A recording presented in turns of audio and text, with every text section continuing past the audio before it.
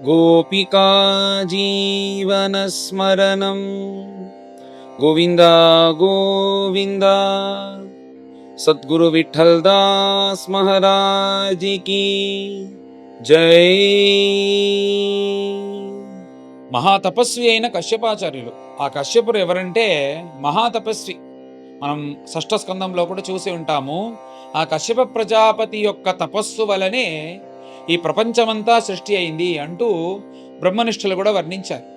ఆ కశ్యప ప్రజాపతి దక్ష కుమార్తెలైన దాక్షాయణుని పెళ్లి చేసుకొని ఇలా జగత్ సృష్టి చేశారని అందరికీ తెలుసు. ఆయనే గొప్ప తపస్వి.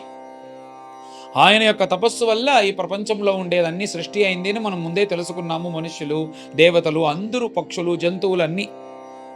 ఇలాగా పరమ తపస్వి అయిన ఆ కశ్యప ప్రజాపతికి ఆ కశ్యప ప్రజాపతి యొక్క అనుగ్రహం వల్ల ఆయన చేసిన ఉపదేశం దాని విని పయోవ్రతం అనే అనుష్ఠానాన్ని అదితి అమ్మ చేసింది చక్కగా. తాను చక్కగా ఇలాగా ఆయన చెప్పినట్టు ఆ ఫాల్గుణ మాసంలో ప్రథమ నుంచి ద్వాదశి వరకు దీన్ని అనుష్ఠించి త్రయోదశి నాడు ఆ కార్యములన్నీ సక్రమంగా చేసిన వెంటనే ఏమిటంటే సాక్షాత్ వైకుంఠవాసి అయిన ప్రభువే దర్శనమిచ్చేదానికి వచ్చారంట. వచ్చిన వెంటనే అదితి అమ్మకు చాలా సంతోషం. ఎందుకంటే దీనికి ఏదైనా ఉపాయం దక్కుతుందా, నా బిడ్డలు కష్టపడుతున్నారే అని అనుకోని ఉండేటప్పుడు అదికి ఉపాయం కాకుండా పైన ఉండే వైకుంఠవాసియే దిగి వచ్చేంత వరకు పెద్ద తపస్సు చేయలేదు కదా. కానీ భగవంతుని యొక్క అనుగ్రహం కరుణామూర్తిగా భగవంతుడు వచ్చిన వెంటనే అదితి అమ్మకు చాలా చాలా సంతోషం. ఆ భగవంతుణ్ణి చూసి తనకు శరీరంలో రోమాంచం ఏర్పడి కన్ను నుంచి ధారధారగా కన్నీరు కారుస్తూ, నీలాంటి ప్రభు కరుణామూర్తి నువ్వు నాకు అనుగ్రహం చేసేదానికి ఉపాయం చెప్తావని అనుకుంటే నువ్వు సాక్షాత్ నాకు దర్శనమిచ్చేదానికి వచ్చావా? నేనేమైనా యుగాలు యుగాలుగా సంవత్సరాలుగా నేనే తపస్సు చేశానా? ఒక 12 రోజులు మాత్రం ఉండే పయోవ్రతం మాత్రమే కదా చేశాను, దానికే ఇంత అనుగ్రహమా అంటూ పరమ సంతోషం ఆ అదితి అమ్మకు భగవంతుడు ఇలా నమస్కారం చేసి పైన అద్భుతంగా స్తోత్రం చేస్తాం. ఇప్పుడు వాళ్ళు ఏ వృత్తిలో ఏ ఆశ్రమాల్లో ఉంటున్నారో, ఏ జాతిలో ఉంటున్నారో వాళ్ళకి అలానే కదా బుద్ధి ఉంటుంది. ఈ క్షత్రుడిగా ఎవరున్నాడంటే క్షత్రియ స్త్రీ ఎలా స్తోత్రం చేస్తుందంటే పరాక్రమశాలి, వీరుడు అని స్తోత్రం చేస్తుంది. ఇక్కడ అదితి శుద్ధ బ్రాహ్మణ కులంలో పుట్టినందువల్ల ఆ స్తోత్రమే బ్రాహ్మణ ధర్మంగా ఉంది, బ్రాహ్మ్యంగా ఉంది. ఏమిటంటే యజ్ఞేశ యజ్ఞపురుషార్చిత తీర్థపాద, యజ్ఞస్వరూపుడైన నీకు నమస్కారం. ఏ యజ్ఞము జరిగితే నువ్వు సంతోషపడతావో అలాంటి యజ్ఞేశ్వరుడైన నీకు నమస్కారం అని ఇలాగ ప్రారంభించి అద్భుతమైన ఒక స్తోత్రం 4 శ్లోకముల్లో. హే ప్రభో, నువ్వు అచ్యుతుడివి కదా. అచ్యుత అంటే ఏమిటంటే ఒక పూట కూడా భక్తుల్ని ఇలా తాను వదలడంట. ఏ సమయంలోనైనా భక్తుల్ని కాపాడే ఉండే ప్రభువే దానికి అచ్యుతుడు అని పేరు. అలాంటి అచ్యుతుడైన నీవు ఇలాగనే రుక్మిణీదేవి కూడా రుక్మిణీ సందేశంలో వెనకాల చెప్పేటప్పుడు అచ్యుత అని పిలిచింది. ఎందుకు అచ్యుత అంటే అలాంటి భక్తుల్ని నువ్వు ఏ రోజు కూడా వదలవు కూడా, అలాంటి ప్రభువు నీవు అని చెప్పేదానికి రుక్మిణీదేవి కూడా అచ్యుత అనింది. అలాగనే ఇక్కడ అదితి అమ్మ అచ్యుత అని పిలిచింది. తీర్థపాద శ్రవణమంగళ నామధేయ. తీర్థం అంటే అన్నిటికీ తీర్థం అంటే ఏమిటంటే మన పాపాన్ని పోగొట్టే దాని అన్నిటికీ తీర్థం అని పేరు. అది వచ్చి గంగా నదులు, తర్వాత మహత్సంగం, సత్సంగం, తర్వాత భగవద్గుణం, వీటన్నిటికీ తీర్థం అనొచ్చు. ఇక్కడ తీర్థం అంటే భగవంతుని యొక్క చరణారవింద ధ్యానాన్నే ఒక తీర్థంగా వర్ణించింది. ఎందుకంటే దానివల్ల మనకు పాపాలు పోతున్నాయి కదా. అలాగ వర్ణించి శ్రవణమంగళ నామధేయ, నీ నామం కానీ ఎవరైనా విన్నారంటే అన్ని మంగళములు అతనికి వచ్చేస్తుందంట. ఎవరి యొక్క నామం విన్న మాత్రమే శ్రద్ధగా విన్నానంటే మనసులో మార్పు, ఒక ఆనందం అన్నీ వచ్చే నామం అంట భగవంతునికి. అలాంటి నామం ఉన్నవారంట భగవంతుడు.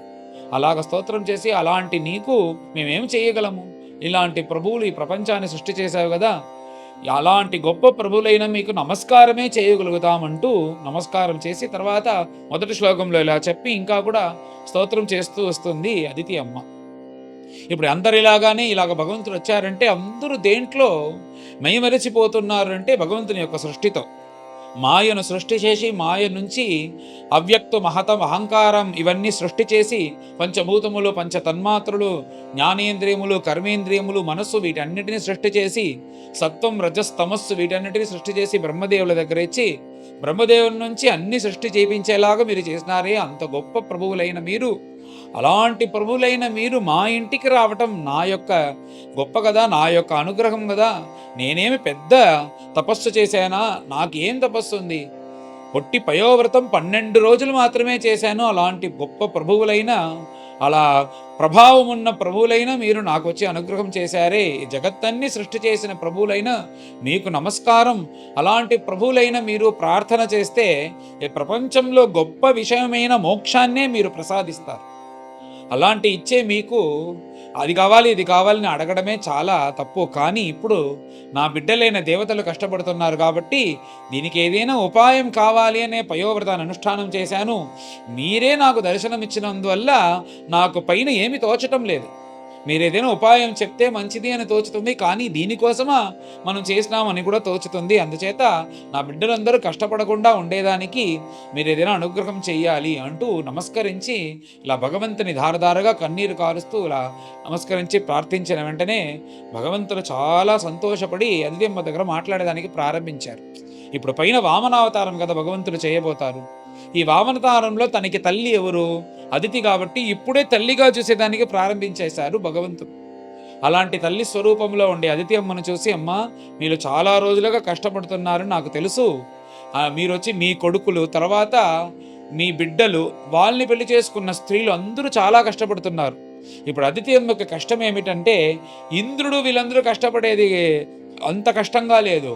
దానికంటే ఆ దేవతా స్త్రీలందరూ ఉన్నారు కదా, వాళ్ళు ఇంకా కష్టపడడం చూసి ఇంకా కూడా బాధపడుతుందంట అదితి అమ్మ. అది నేను తెలుసుకున్నాను. అందుచేత ఈ కష్టాలన్నీ నువ్వు పోగొట్టేదానికి ఉపాయం చెప్తాను అని చెప్పి పైన నువ్వు చాలా శ్రద్ధగా ఈ పయోవ్రతాన్ని అనుష్ఠానం చేసినావు కదా, దీనికోసం నేను ఉపాయం చెప్పకుండా నేనే నీకు బిడ్డగా పుడతాను. పుట్టి వామనుడిగా పుట్టి ఉపేంద్రుడిగా పుట్టి దేవతాపక్షం ఉంటూ వాళ్ళకి రాజ్యాన్ని తీసిస్తాను అని చెప్పిన వెంటనే అదితి అమ్మకు చాలా చాలా సంతోషం అంట. పయోవ్రతం చేసి ఏదైనా ఉపాయం దక్కుతుందా అని చూసేటప్పుడు భగవంతుడే వచ్చారు. అలాంటి భగవంతుడు వచ్చి పైన ఇంకా వరం ఇచ్చేలాగా నేనే కొడుకుగా పుడతాను అంటే అదితి అమ్మ యొక్క సంతోషం అంత సంతోషం అంట. అలాంటి పరమ కృపామూర్తి అయిన భగవంతుడిని చూసి ఇలా ప్రదక్షిణం చేసి నమస్కారం చేసి చేతులు అంజలిబద్ధంతో చూస్తుందంట భగవంతుడిని. అలా చూస్తుంటే భగవంతుడు అన్నారు, పైన మీరు కశ్యపులు గృహస్థాశ్రమంలో ఉండండి, నేనే ఉపేంద్రుడిగా పుట్టాను. ఎలాగైనా ప్రతి మన్వంతరంలో ఇంద్రుడికి దేవతలకి ధర్మాత్ములైన దేవతలకి సహాయం చేయడం కోసం పుట్టాల్సింది ఒక కర్తవ్యం నాకు ఉంది. అదేలాగా ఈ వైవస్వత మన్వంతరంలో వామనుడిగా పుట్టి నేను ఆ ఇంద్రుడికి సహాయం చేసి వాళ్ళకి జయాన్ని రప్పిస్తాను. దానికి అదితులైన మిమ్మల్ని తల్లిగా పెట్టుకొని తర్వాత కశ్యపుల్ని తండ్రిగా పెట్టుకొని జన్మిస్తాను అని మీరు పైన గృహస్థాశ్రమంలో ఉండి కాపురం చేయండి అని చెప్పేసి భగవంతుడు అనుగ్రహించి బయలుదేరారు. బయలుదేరేక ముందు మళ్ళీ నమస్కారం చేసి ఇలాంటి భాగ్యం ఇచ్చారే అని చాలా సంతోషపడి చెప్పిన వెంటనే భగవంతుడు కూడా అక్కడి నుంచి బయలుదేరారు. అలాగనే కశ్యప ప్రజాపతితో పాటు గృహస్థాశ్రమంలో ఉంటుందంట. ఈ కశ్యప ప్రజాపతి ఎవరంటే గొప్ప తపస్వి. ఆయన వచ్చి ఎప్పుడు కానీ తపస్సులోనే ఉంటారు. అప్పుడప్పుడు వచ్చి వీళ్ళ దగ్గర వచ్చి మాట్లాడుతూ ఇలాగా తన భార్య బిడ్డలందరూ ఉన్నారా అంటూ ఊరికే తన కర్తవ్యం కోసం మాట్లాడేసి వెళ్తారు. కానీ ఆయన అంత గొప్ప మహర్షి. ఇప్పుడు భగవంతుడు అన్నారు కాబట్టి ఇప్పుడు గృహస్థాశ్రమంలో ఉంటున్నారు. ఒకరోజు ఆనందంగా అదితి అమ్మను చూసినప్పుడు అతని శరీరంలో నుంచి ఆ రేతస్సు అనేది అదితి అమ్మకు శరీరంకి వెళ్ళింది. శరీరంలో వెళ్ళిన మాత్రంలో గర్భం ధరించింది. ఆ గర్భమే సాక్షాత్ వామనుడిగా ఉంటున్నారు అంటూ బ్రహ్మనిష్ఠులు పెద్దలు అంటున్నారు అంటూ చెప్పి ఇలా గర్భంలో ఉండే ఆ వామనమూర్తి ఉన్నారని తెలుసుకుంది. భగవంతుడు అనేటప్పుడే అన్నాడు, భగవంతుడు నేను జన్మించబోతాను పైన, ఇది వచ్చి చాలా రహస్యం, ఎవరికి తెలియకూడదు. నేను ఇప్పుడు దేవకార్యం కోసం పుడుతున్నాను కాబట్టి నేను భగవత్ స్వరూపంలో ఉంటానని ఎవరికి తెలియకూడదు, మనకు మాత్రమే తెలియాలి, ఇది చాలా రహస్యం అని చెప్పేసే వెళ్ళారు. అందుచేత అదితి అమ్మ ఎవరి దగ్గర చెప్పకుండా తాను ఆశ్రమంలో ఉంటుందంట. ఇలాగ భగవత్ అవతారం చేసేదానికి ముందు ఏ అవతారానికైనా ముందు వచ్చి దాని స్తోత్రం చేసేది బ్రహ్మదేవుని యొక్క కర్తవ్యం అంట. ఎందుకంటే జగత్పితామగులైన సాక్షాత్ వైకుంఠవాసి అయిన నారాయణుడు గర్భవాసమే లేని అతను మన కోసం మనల్ని ఉద్ధారణం చేసేదానికి గర్భవాసం చేస్తున్నారు కదా. అందుచేత ఆ గర్భవాసిగా ఉండే ఆ ప్రభువుని స్తోత్రం చేసేదానికి ఎప్పుడు బ్రహ్మదేవులు వస్తారు. అలాగనే బ్రహ్మదేవులు కూడా ఇలా వచ్చి గర్భంలో ఉండే ఆ భగవంతుణ్ణి ఎప్పటిలాగనే మీరే కదా ఈ జగత్తన్నిటికీ కారణం, అలాంటి జగత్ కారణకర్త అయిన మీకు నమస్కారం, మీరు పైన ఎవరిని కాపాడబోతారు అంటే దేవతల్ని కాపాడబోతారు. ఈ దేవతలందరూ ఎవరు? మీ యొక్క మీరు అంగి అయిన మీకు మీ శరీరంలో ఉండే అంగమల్ని వితరే.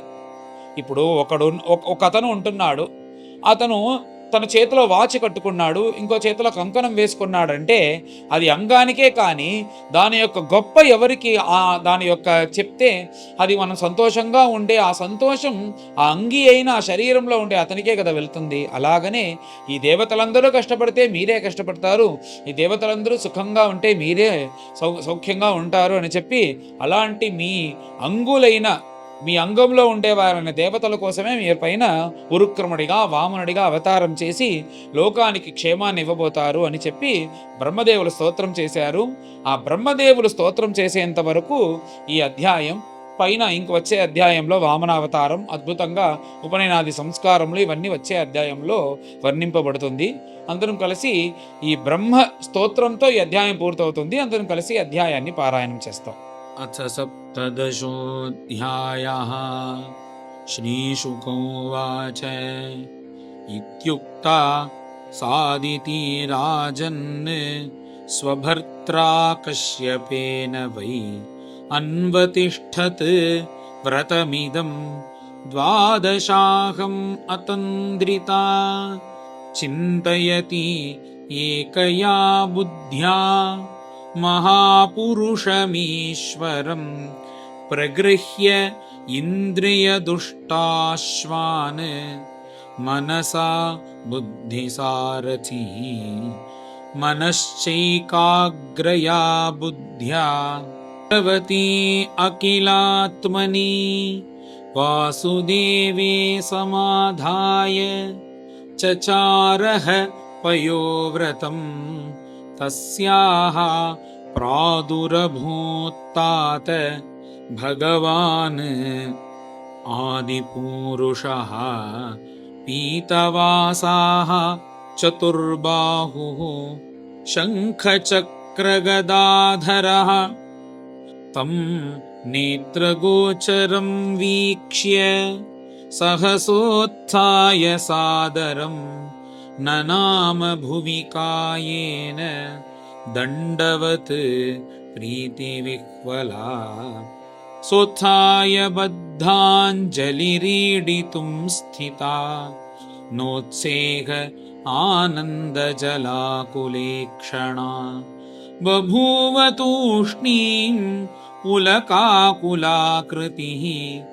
तद्दर्शनात्युत्सव गात्रवेपथुः प्रीत्या शनैः गद्गदया गिराहरिं तुष्टावसा देव्यदितिः कुरुद्वः उद्वीक्षती सा पिबतीव चक्षुषा रमापतिं यज्ञपतिं जगत्पतिम् अदितिरुवाच यज्ञेश यज्ञपुरुषाच्युततीर्थपाद तीर्थश्रवश्रवणमङ्गलनामधेया आपन्नलोकवृजिनोपशमोदयाद्य शं नः कृधीश भगवन्नसि दीननाथः विश्वाय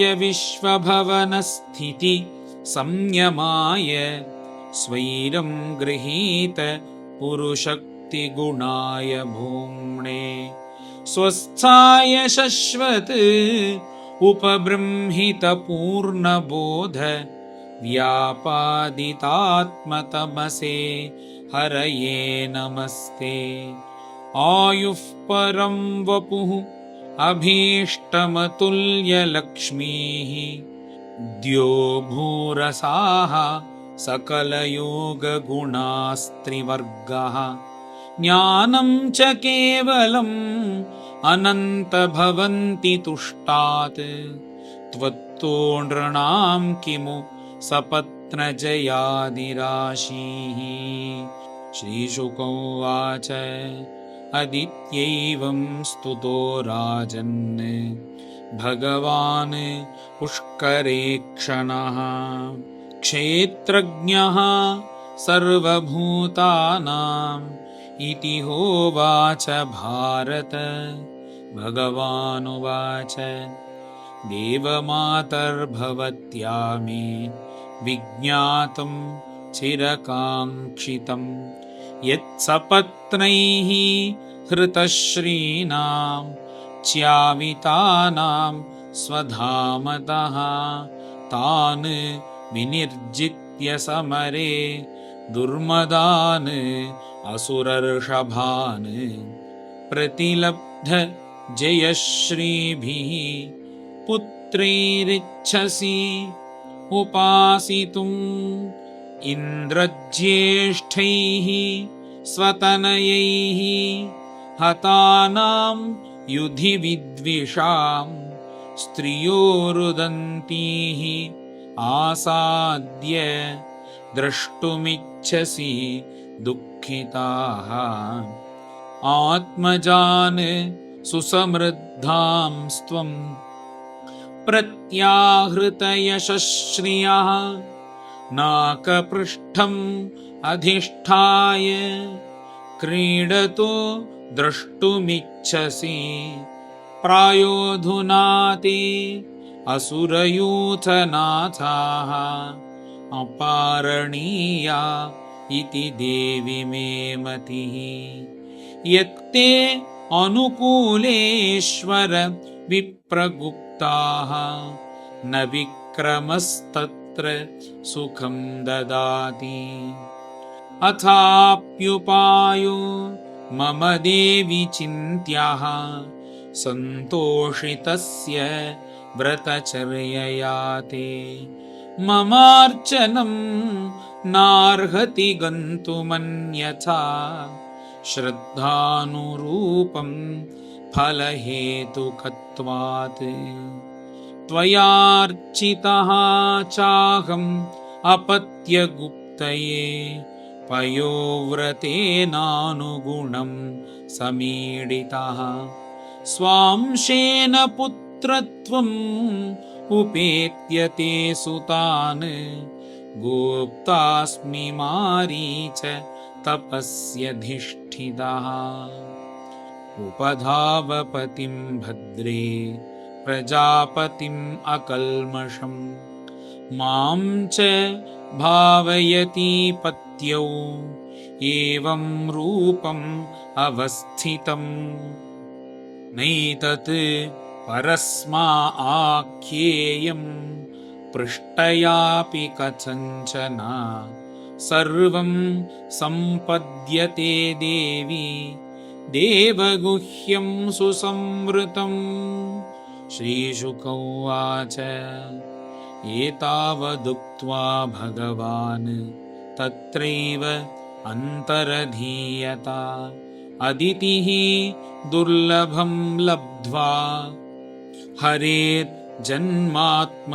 प्रभो उपाधावत् पतिं भक्त्या परया कृतकृत्यवत् स वै समाधियोगेन कश्यपः तदबुध्यत प्रविष्टम् आत्मनि हरेः अंशं ह्यवितथेक्षणः सो अदित्यां वीर्यमाधत्त तपसा चिरसंभृतं समाहितमनाराजन् दारुणी अग्निं यथा अनिलः अदितेः धिष्ठितं गर्भं भगवन्तं सनातनं हिरण्यगर्भो विज्ञाय समीडे गुह्यनामभिः। ब्रह्मोवाच जयोरुगाय भगवन् उरुक्रम नमोऽस्तु ते। नमो ब्रह्मण्यदेवाय त्रिगुणाय नमो नमः। नमस्ते पृश्निगर्भाय वेदगर्भाय वेधसे। त्रिनाभाय त्रिपृष्ठाय शिपिविष्टाय विष्णवे। त्वमादिरन्तो भुवनस्य मध्यम् अनन्तशक्तिं पुरुषं यमाहुः। कालो भवान् आक्षिपतीश विश्वं स्नोतो यथान्तः पतितं गभीरम्। त्वं वै प्रजानां स्थिरजङ्गमानां प्रजापतीनामसि सम्भविष्णुः। दिवौकसां देवदिवश्च्युतानां परायणं नौरिव मज्जतोऽप्सु। श्रीहरये नमः। श्रीहरये नमः। श्रीमद्भागवते महापुराणे पारमहंस्यां संहितायाम् अष्टमस्कन्धे वामनप्रादुर्भावे सप्तदशोऽध्यायः। गोपिका जीवनस्मरणं गोविन्द गोविन्द। सद्गुरु विठ्ठलदास महाराज की जय।